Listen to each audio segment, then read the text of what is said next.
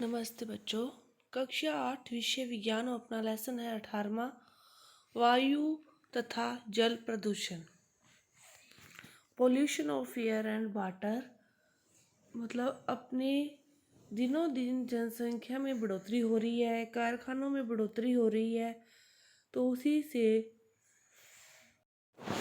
उसी से वायु तथा जल का जो प्रदूषण है वो क्या है, बढ़ रहा है। तो अपने को वायु व जल दोनों का ही जीवित रहने के लिए बहुत महत्व है। अपने खाने के बिना तो रह सकते हैं, लेकिन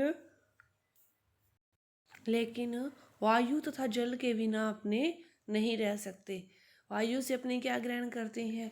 ऑक्सीजन गैस ग्रहण करते हैं। तो यदि वायु दूषित होगी तो ऑक्सीजन गैस भी क्या होगी, दूषित होगी, और अपने को सांस लेने में क्या होगी, कठिनाई होगी। तो इस प्रकार इनका जो प्रदूषण है वो हमारे लिए क्या है, हानिकारक है। सबसे पहले देखते हैं कि इनका क्या महत्व है वायु व जल का। कि जीवन का अस्तित्व बनाए रखने के लिए हमें स्वच्छ जल और शुद्ध वायु का होना अति आवश्यक है। कि इन दोनों का होना बहुत ही आवश्यक है।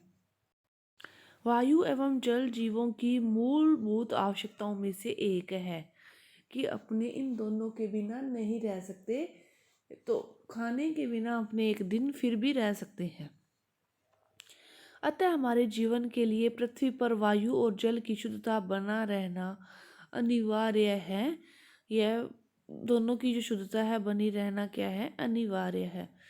कि जीवन का अस्तित्व के लिए अपने को स्वच्छ जल और शुद्ध वायु दोनों ही अपने को चाहिए। दोनों में से एक से अपना जीवन संभव नहीं है। तो दोनों की जो शुद्धता है वो ही बनी रहना अनिवार्य है। इन दोनों का महत्व हमारे जीवन में बहुत ही आवश्यक है। तो सबसे पहले प्रदूषण किसे कहते हैं? प्रकृति में वायु तथा जो जल हैं ये पर्याप्त मात्रा में पाए जाते हैं, परंतु कई कारणों से वे क्या हो रहे हैं, दूषित हो रहे हैं। कि ये दोनों ही बहुत मात्रा में, प्रचुर मात्रा में पाए जाते हैं, लेकिन बहुत सारे कारण हैं, एक कारण नहीं है जिनसे ये प्रदूषित हो रहे हैं। जैसे प्राकृतिक वातावरण में होने वाले अवांछित व हानिकारक परिवर्तन को, जो तो अवांछित है, चाहिए नहीं, और हानिकारक हैं जो, वैसे परिवर्तनों को क्या कहते हैं, प्रदूषण कहते हैं। यह परिवर्तन पर्यावरण के लिए भौतिक, रासायनिक या जैविक घटकों के कारण हो सकते हैं। पर्यावरण के जो भौतिक हैं, रासायनिक हैं, जैविक घटकों के कारण ये परिवर्तन क्या हो सकते हैं। और प्रदूषण किसे कहते हैं? जो अवांछित और हानिकारक परिवर्तन होते हैं उन्हीं को क्या कहते हैं, प्रदूषण कहते हैं। अवांछित और हानिकारक परिवर्तनों को प्रदूषण कहते हैं। जो प्रदूषण है यह सिर्फ सजीवों को ही नहीं हानि पहुंचाता, यह निर्जीव चीजों को भी हानि पहुंचाता है।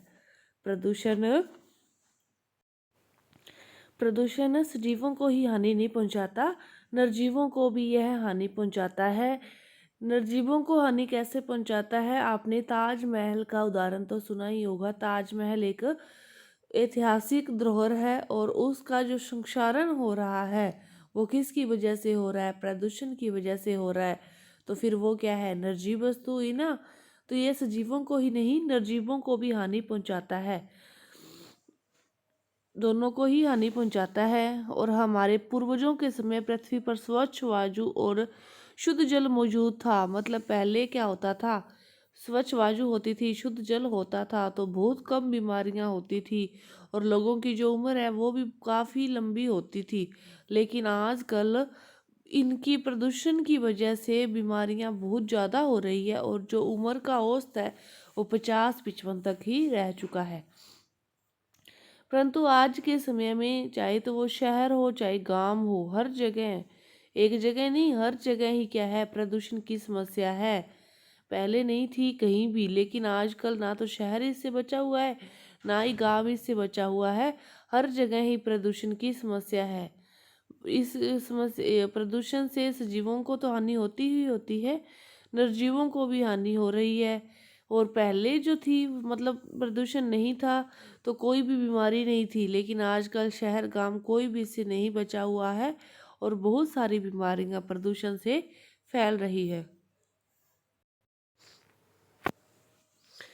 देखो कि वायु में विभिन्न प्रकार की गैसें पाई जाती है और उनमें सबसे ज़्यादा जो गैस पाई जाती है वो है नाइट्रोजन।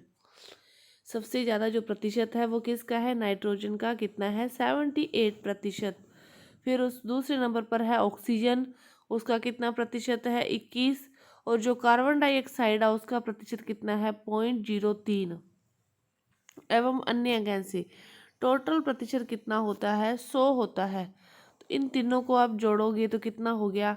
99.03। इतना हो गया ना, 99.03 हो गया इन तीनों को जोड़ा तो 100 में से इसको घटाओगे तो दूसरी गैसों का प्रतिशत बचेगा आपके पास। 100 में से इसको घटाओगे 99.03 को, तो दूसरी गैसों का क्या बचेगा? प्रतिशत बचेगा आपके पास। और वो कितना बचेगा? 0.97 बचेगा, जो कि बहुत ही कम है। तो सबसे ज़्यादा प्रतिशत किसका पाया जाता है? नाइट्रोजन का ही पाया जाता है। और वही वायु से क्रिया करके अपने ऑक्साइड, नाइट्रेट वगैरह बनाती है। फिर पाया जाता है ऑक्सीजन का। कार्बन डाइऑक्साइड तो बहुत ही अल्प मात्रा में पाई जाती है। तो हम अपनी श्वसन क्रिया में किसका यूज़ करते हैं? कौन सी गैस का यूज़ करते हैं? ऑक्सीजन गैस का यूज़ करते हैं। कुछ समय तक भोजन के बिना तो हम रह सकते हैं। भोजन तो अपने एक दिन ना खाएं तो रह सकते हैं, लेकिन अपने वायु के बिना नहीं रह सकते। तो इसी प्रकार शुद्ध वायु जीवों के लिए क्या है? अनिवार्य है। कि अपने उसके बिना तो रह ही नहीं सकते। परंतु आज के समय में बहुत सारे कारण हैं जिनके कारण वायु क्या हो रही है? अशुद्ध हो रही है। और वायुमंडल में जो बाहर से अवांछित पदार्थ आने से जो हानिकारक प्रभाव पड़ते हैं उन्हें ही क्या कहते हैं? वायु प्रदूषण कहते हैं। कि वायु में जो अवांछित पदार्थ मिल जाते हैं उसके कारण वायु क्या हो जाती है? दूषित हो जाती है। और इसे ही क्या कहते हैं? वायु प्रदूषण कहते हैं। कि अपने श्वसन क्रिया के दौरान ऑक्सीजन गैस ग्रहण करते हैं, तो अपने श्वसन क्रिया तो अपने को उस चलती ही रहेगी। तो वो ऑक्सीजन गैस कहाँ से आती है? वायु से आती है। तो अपने वायु के बिना तो बिल्कुल नहीं रह सकते। पानी के बिना या फिर भोजन के बिना कहें तो कुछ टाइम तक रह सकते हैं, लेकिन सांस लिए बिना तो अपने कुछ टाइम भी रह नहीं सकते। जो वायु से अपने ऑक्सीजन गैस ग्रहण करते हैं वही वायु में बहुत सारे अवांछित पदार्थ मिले हुए हैं जिनका हानिकारक प्रभाव पड़ता है। तो ये क्या है? वायु प्रदूषण है। अब देखो वायु कैसे प्रदूषित होती है। वायु कैसे प्रदूषित होती है? कि जो पदार्थ वायु को दूषित करते हैं उन्हें क्या कहते हैं? वायु प्रदूषक कहते हैं।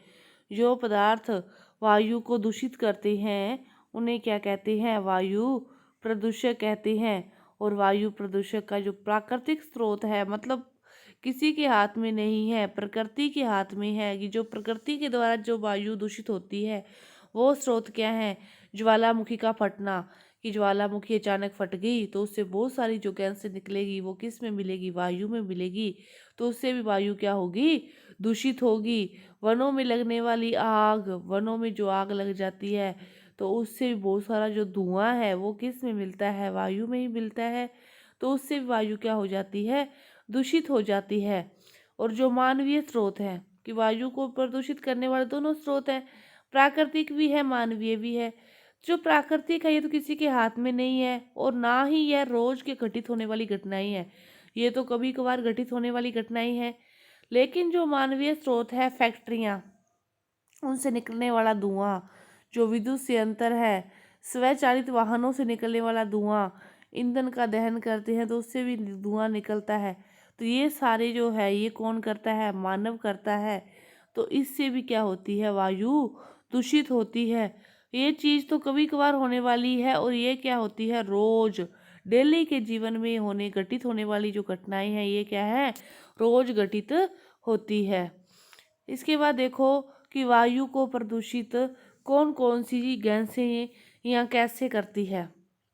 तो सबसे पहले अपने देखते हैं धूम कोहरा। कि हम सर्दियों में, अक्सर सर्दियों में वायुमंडल में कोहरे जैसी मोटी परत देखते हैं। देखते हो ना सर्दियों में, यह क्या कहलाती है? धूम कोहरा है। धूम कोहरा जैसे नाम से स्पष्ट है, यह किससे बना है? धुएं तथा कोहरे से ये बनता है धूम कोहरा। और धुएं में नाइट्रोजन के ऑक्साइड उपस्थित हो सकते हैं, जो अन्य वायु प्रदूषकों व कोहरे के संयोग से धूम कोहरा बनाते हैं। और धूम कोहरे से श्वसन संबंधी रोग, दमा, खांसी, सांस लेने में कठिनाई उत्पन्न हो सकती है। तो मतलब वायु प्रदूषकों से जो रोग होते हैं, अपने सांस लेते हैं तो अपने ऑक्सीजन गैस ग्रहण करते हैं, तो इससे जो रोग होते हैं वो भी सांस के ही होते हैं। दवा, खांसी, सांस लेने में कठिनाई, तो ये रोग हैं, ये भी किसके हैं? सांस के हैं। तो इससे रोग किसके होते हैं? सांस के। वायु प्रदूषक कौन कौन से हैं और उनके हानिकारक प्रभाव अपने शुरू कर चुके हैं। उसी में दूसरा देखो क्या है? Carbon monoxide. तो कार्बन मोनोऑक्साइड क्या है? एक विषैली गैस है, एक जानलेवा गैस है। यह आपने बुक में या किसी से सुना होगा कि बंद कमरे में अंगीठी जलाकर सोने से आदमी की मृत्यु हो जाती है। किसके कारण होती है? कौन सी गैस के कारण होती है? कार्बन मोनोऑक्साइड के कारण ही होती है। यह इतनी विषैली गैस है, रक्त के साथ मिलकर यह एक हानिकारक पदार्थ बनाती है, तो जिसके कारण आदमी की क्या हो जाती है? मृत्यु हो जाती है। और यदि कार्बन मोनोऑक्साइड श्वास के द्वारा शरीर में पहुंच जाए तो रक्त की ऑक्सीजन परिवहन क्षमता को क्या कर देती है? यह कम कर देती है। और ऑक्सीजन की कमी शरीर के लिए फिर क्या है? घातक है। इतनी हानिकारक है यह गैस कि यदि सांस के द्वारा ये खून में चली जाती है ना, तो ऑक्सीजन की परिवहन क्षमता को ये कम कर देती है।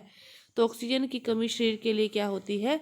घातक होती है, और इससे आदमी की मृत्यु तक हो जाती है। बंद कमरे में अंगीठी जलाकर सोने से आदमी की मृत्यु किस गैस के कारण होती है? कार्बन मोनोऑक्साइड गैस के कारण होती है, और यह गैस इतनी घातक है। इसके बाद दूसरे नंबर पर आता है कार्बन डाइऑक्साइड, कि वायुमंडल में इसकी जो निरंतर वृद्धि हो रही है, वायुमंडल में इसकी निरंतर वृद्धि हो रही है। इसके बहुत सारे कारण हो सकते हैं वृद्धि होने के, लेकिन एक कारण है, वो है पेड़ पौधों की कटाई, वनों की कटाई। कि वनों की कटाई दिनों दिन कर रहे हैं, तो अपनी जो ऑक्सीजन गैस छोड़ते हैं, कार्बन डाइऑक्साइड गैस छोड़ते हैं, उसको कौन ग्रहण करता था? पेड़ पौधे ग्रहण करते थे। जब उन्हीं की कटाई दिनों दिन बढ़ रही है, तो फिर इसका जो संतुलन है ना, वो बिगड़ रहा है। तो वायुमंडल में इसकी मात्रा बढ़ रही है। वायुमंडल में कार्बन डाइऑक्साइड गैस की मात्रा दिनों दिन बढ़ रही है, जिसके कारण फिर ध्रुवों पर जो स्थित बर्फ है वो पिघलने लग जाती है, समुद्र का जलस्तर बढ़ जाता है, और जो तटीय क्षेत्र है वो डूब सकते हैं।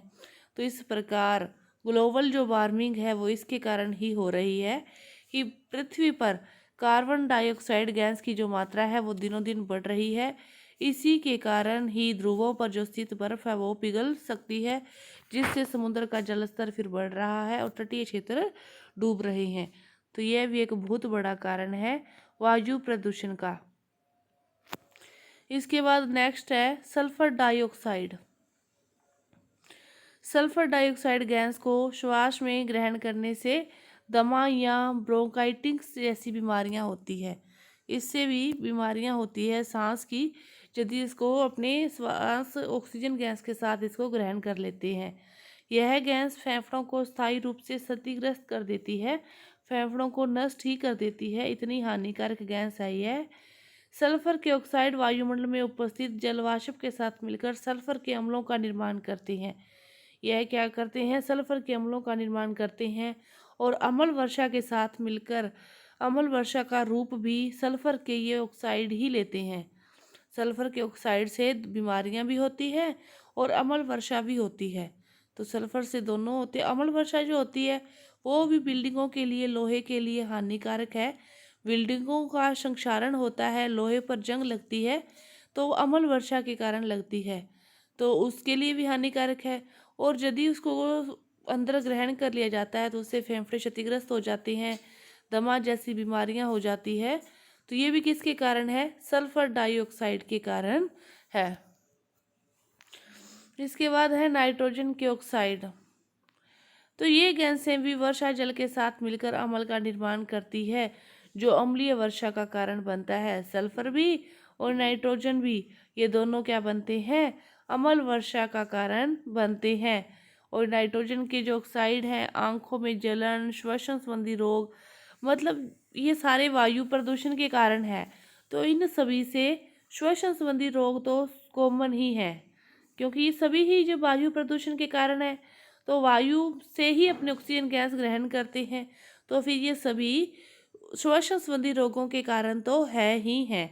इसके अलावा नाइट्रोजन से क्या होती है, आंखों में जलन भी होती है, और नाइट्रोजन के जो ऑक्साइड है यह अम्ल के साथ मिलकर अम्लीय वर्षा भी करते हैं, या अम्लीय वर्षा का ये क्या बनते हैं, कारण बनते हैं। इसके बाद आता है धुआं। धुआं भी हमारे लिए हानिकारक है। धुएं में ठोस व द्रव दोनों प्रकार के सूक्ष्म कण मौजूद होते हैं। ये बात आप याद रखना कि धुएं में ठोस व द्रव दोनों प्रकार के सूक्ष्म कण होते हैं, और इसमें कई हानिकारक गैसें भी होती है। और सर्दियों के दिनों में धुआं और कोहरा आपस में मिलकर धूम कोहरा का निर्माण होता है। जो धूम कोहरा होता है ना, उसमें धुआं और कोहरा दोनों मिले होते हैं, तो धूम कोहरा बनता है। और यह भी हमारे लिए क्या है, हानिकारक है। और इसमें कौन कौन से पदार्थ होते हैं, ठोस एवं द्रव दोनों प्रकार के पदार्थ होते हैं, और इसमें कई हानिकारक गैसें भी रहती है। धुएं में कई हानिकारक गैसें भी रहती है। धूम कोहरे के कारण दमा, खांसी, गले में गड़गड़ाहट जैसी समस्याएं उत्पन्न होती है। ये हमारे स्वास्थ्य के लिए हानिकारक है। तो इसलिए ये सारी जो सांस संबंधी रोग हैं, ये किसके कारण होते हैं, वायु प्रदूषण के कारण ही होते हैं।